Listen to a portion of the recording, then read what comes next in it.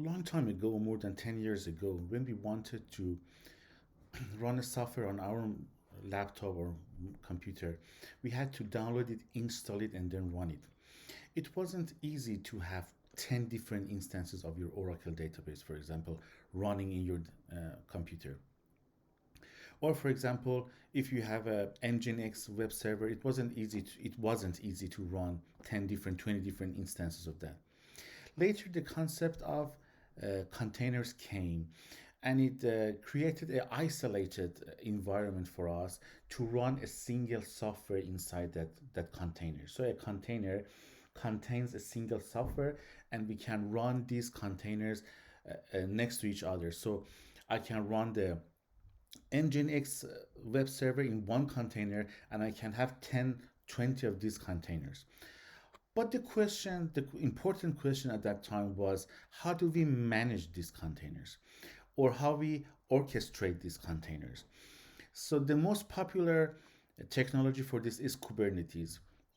Kubernetes helps you to run multi instances of these containers, to manage them and do a lot of different things. And in this video, I'm going to go to the command line and show you how it works. But before going that, I need to explain one technology and one terminology here, and that is a pod. In Kubernetes, the simplest structure that we have is called pod. Pod has one container inside it, and Kubernetes doesn't manage the container directly, it manages a pod. So pod is the simplest structure in Kubernetes, which has your application inside. So when I have 5 pods, means I have 5 instances of your application. So let's go and see how it works in practice. Okay, now let's go to my console and my terminal and see how Kubernetes work with containers. So basically what you can see is a terminal in Mac. And let's see what we have here. We have a file here which is pod.yaml. And let's look at that. Cat. Okay. What we have here is that this file contains a Kubernetes declaration. And it has some instructions that we send it to Kubernetes, and we ask Kubernetes to apply the instructions here. If you look at here, we need 3 replicas of this software. Means we need 3 instances of this software to be started. And if you come down here, this is the image. This is the software that we want to run under the image name. So it's Nginx, and the version is 1.14.2.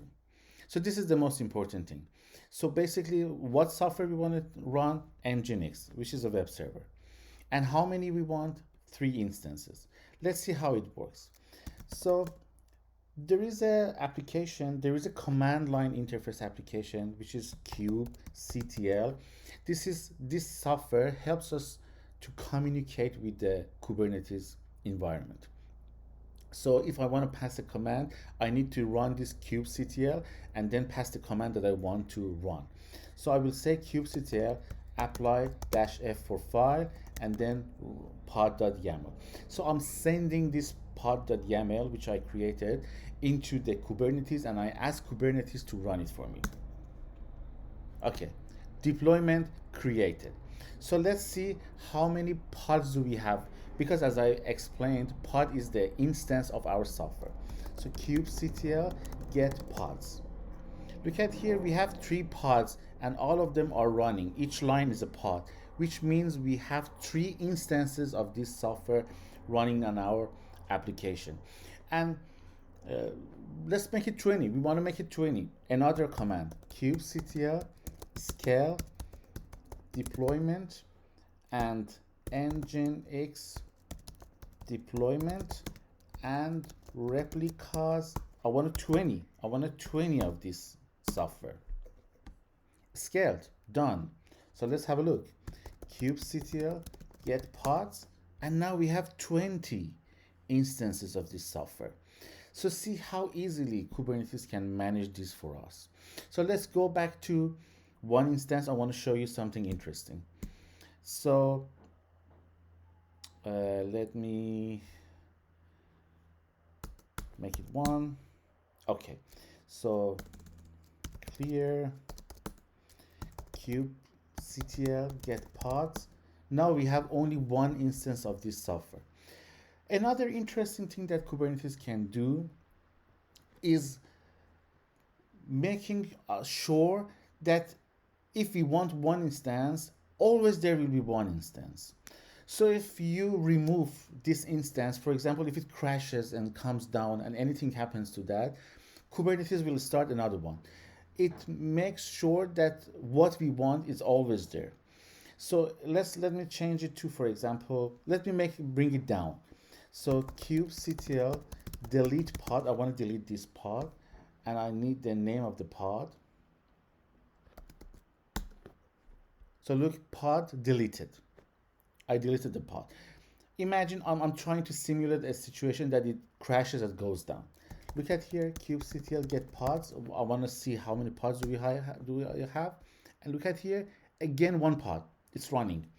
So it always tries to control the number of pods that is working. And if anything goes down, it brings up another one. Kubernetes helps us to do a lot of different things. For example, we can release a new version. We can do a lot of different things that is out of the scope of this video.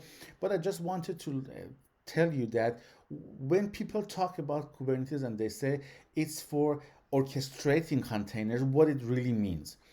If you want to know, if you are interested and you want to know more about Kubernetes, please follow my channel. I'm going to create a lot of videos about Kubernetes in the future. Thank you. Bye.